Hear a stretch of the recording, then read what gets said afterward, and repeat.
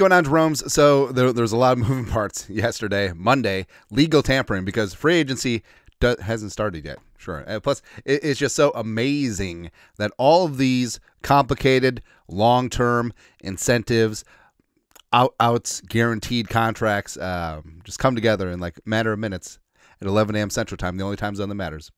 But Kwesi got a lot of poop early on. The Vikings out of the gates. They didn't spend up for Milton Williams. Oh, this, oh, that. But overall, it is a pretty damn good and productive day for the Vikings, and we're going to go through in chronological order. Nailed it. So Jonathan Allen visited with the Vikings. Those meetings reportedly were ongoing all day. Apparently, he's spending the night in Minnesota. I would expect that something gets done tomorrow. It would be nice to have Allen in the building. He would not affect the comp picks since he was cut, and he would bring some leadership as well as a solid pass rush along the defensive line. So I think that also I think that he's going to be, well, I thought that he was going to be a value free agent, but this market is insane. And also the way that Grady Jarrett just got like $34 million guaranteed from the Bears. Who knows, man? But a huge outside pickup was Isaiah Rodgers, a versatile cornerback coming in from the Eagles. Now, versatile in that he's a 5'10", a $170 outside corner, has fared well wherever he's gone. 3 years in Indianapolis, suspended for a year because of gambling. So we got our own shoeless Joe Jackson, or something like that. Yeah. But Isaiah Rodgers coming in from the Eagles, played well for Philly as a rotational guy, and 2-year, $50 million. So report is 2-year, 15. I think that's maxing out with incentives. It's largely been reported as 2 years, 11 with $8 million guaranteed. But Rodgers in that corner. Also, it's funny. On Sunday, we re-signed Aaron Jones, and now we're signing to Rodgers. They're just trolling Aaron Rodgers at this point, which is kind of funny, man. But overall, Isaiah Rodgers has put up good numbers. He's a feisty, tough, fast outside corner, and he's going to be in that mix with Byron Murphy Jr. Woo, love to see that. Also, huge news item: Slinging Sammy Darnold, a.k.a. America's quarterback, got paid. Now, it's a 3-year, $100.5 million deal with $55 million guaranteed. And Darnold gets a fresh start, slightly below franchise tag level, so the Vikings trying to tag and trade him. Probably wasn't going to work out, but it is what it is. He gets a fresh start in Seattle. Him and Jackson Smith and Jigba. No DK, no Lockett, no whatever. They got to fix their O-line. And if they can do that, I think Darnold will have a chance. And also, of course, the Vikings play in Seattle this year, so that'll be good times. Another quarterback changing the address of his shingle. Mullins following Grant Udinsky down to Duval. A 2-year, $6.5 million deal, $3 million guaranteed. It's a good deal for him. Also, Johnny Munt is heading down there too. So what's interesting is that Munt was Kevin O'Connell and Wes Phillips' guy from his day with the Rams. So it's interesting that he went to Duval with Udinsky, who he had no prior relationship with. But I don't know, now the Vikings have a need at tight end 3, maybe tight end 2, depending on what happens with Josh Oliver. Well, Mullins.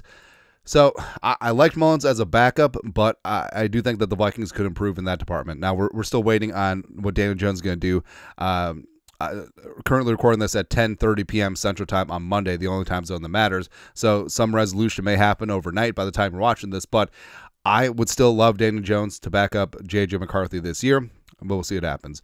Also, another player got paid. Patrick Jones II, PJ2, cashed in a 2-year deal worth up to $20 million.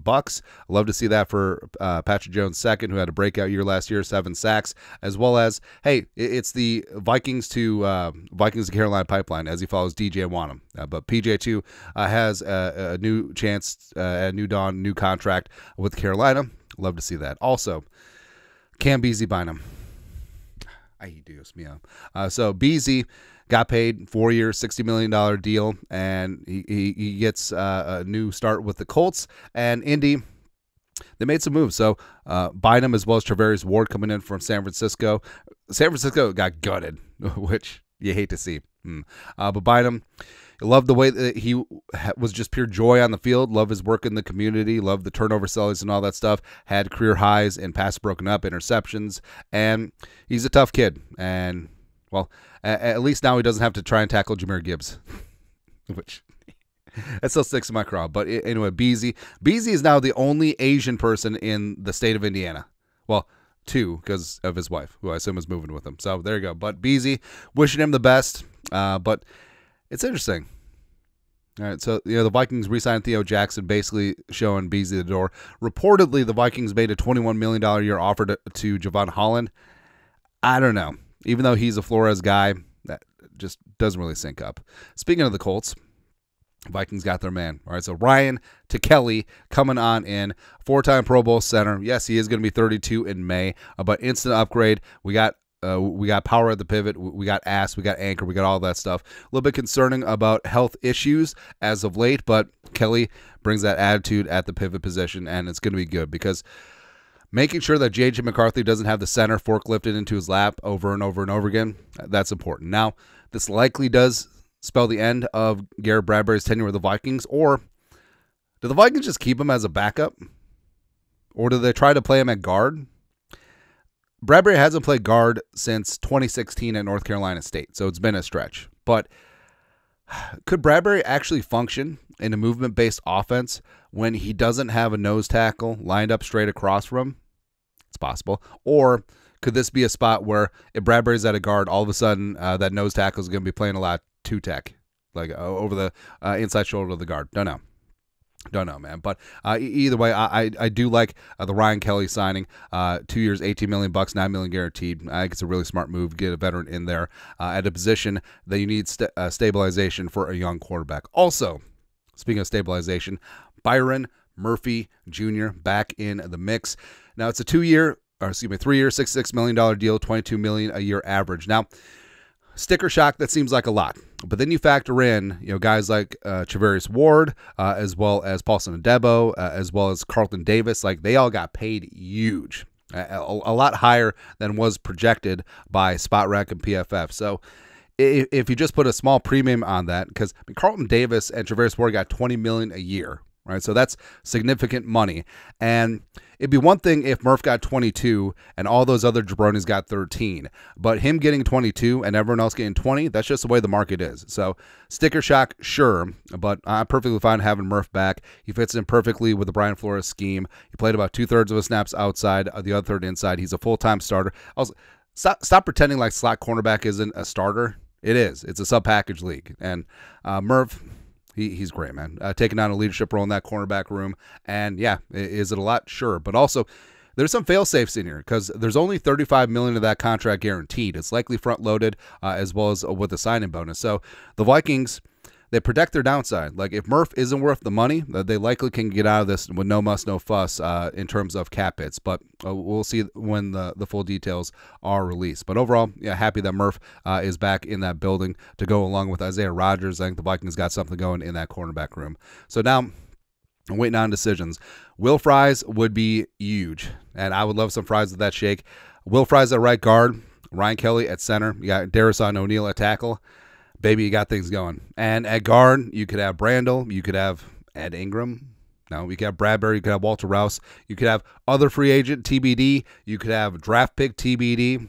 And the Vikings have the makings of a solid offensive line. Daniel Jones, love to have him back, backing up J.J. McCarthy. But speaking of the Colts, seems like Daniel Jones is holding up free agency, which is kind of hilarious. Yeah, he could go to the Colts, maybe get a little bit more money, chance to start, beat out Anthony Richardson, or you can stay here in Minnesota, still get paid decently, back up J.J. McCarthy, get some good coaching, right? And also Jonathan Allen.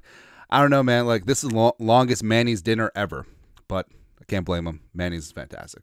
Yeah. Now, also, there's been a lot of hoopla about the crooked Chicago Bears' recent moves. Now, I like the Odiingbo move. I think that's a good contract. Thuney and Jackson. So you traded picks for them, and you have to pay them. And Thuney's going to need a new contract, probably $20 million per. Drew Dahlman, they just made the second highest paid center in the league. Just because you pay a center like Creed Humphrey doesn't make him Creed Humphrey. All right, and Jackson and Dahlman struggle in pass protection. Thuney's a little bit old, and everyone's creaming in their jeans over the Bears offseason. And also, they gave Grady Jarrett like $33 million guaranteed. Okay, we'll see. Hey, Bears have won March for like 3 years in a row. Doesn't mean that you're going to win in the winter, man. That's all I'm saying. Also hilarious. So the Eagles traded Kenny Pickett to the Browns for DTR as well as a fifth. So Kenny Pickett, former first-round pick of the Steelers. And all the Browns fans who mocked Kenny Pickett for years, right now Kenny Pickett's their quarterback 1. TBD what happens in the draft at 2. I mean, maybe they get Cam Ward. Maybe they take Shedeur Sanders. Maybe they draft a quarterback in the second round. But this is funny. Kenny Pickett, small hand, smells like cabbage. Although Super Bowl winning quarterback. Also, hey, Myles Garrett, this is what happens when you take up all the money. You get Kenny Pickett as your quarterback. I want to win a Super Bowl. Nah, not really. Lastly, with the 49ers. So the 49ers having to tear down this mother. It's just been rough. So they trade Debo. Juszczyk is cut. Hargrave cut. Malik Collins cut. Greenlaw let go. Same thing with Traverse Ward. Hufanga. Banks. Banks got stupid money for the Packers, but Banks can't pass pro. Yeah. Jalen Moore as well as Elijah Mitchell are gone as well. And this is all to facilitate the extension for Brock Purdy. And also they may trade Ayuk as well. So this is just hilarious, man.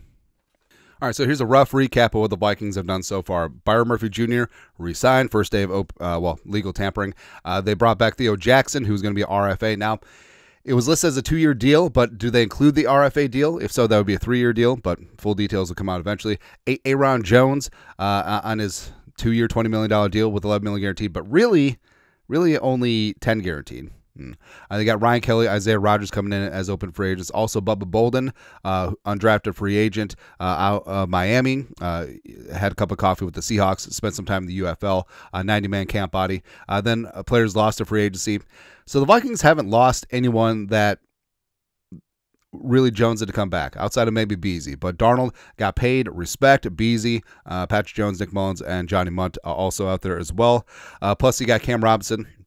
Hasn't signed as of yet, and also TBD what happens with Daniel Jones. Now, if the Vikings bring back Daniel Jones, it doesn't cost them in the comp picks because he was an in-house free agent. Same thing with re-signing Byron Murphy Jr. But the Vikings right now are probably sitting pretty good because Kelly and Rodgers probably at about a 6th-round comp pick. I know the over the cap is guesstimating things as well, but Darnold, Beezy, so the Vikings could be in line for a 3 and a 4, 3 and a 5, so somewhere in there. But we'll recap all of that when the dealing's done. Good times. But overall, I know that Kwesi gets poop all the time, but trust the process. I mean, it worked out last year in free agency. Also in the draft, it made moves to get your future franchise quarterback. Kwesi can't draft. He's got J.J. McCarthy. He's got Diamond Dallas Turner. He's got Will Rockard, right? And he had Kyrie Jackson.